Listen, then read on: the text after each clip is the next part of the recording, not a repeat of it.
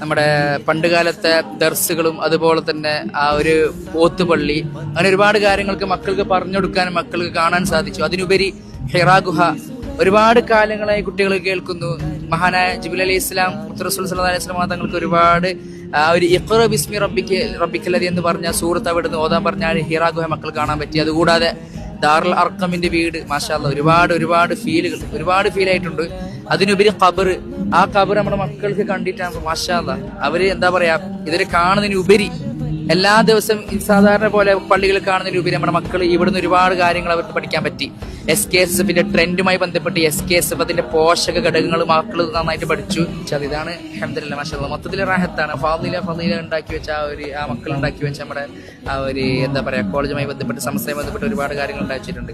അതും എല്ലാം മൊത്തത്തിൽ മാഷാ അല്ലാഹ് ഓൾ ഗുഡാണ്.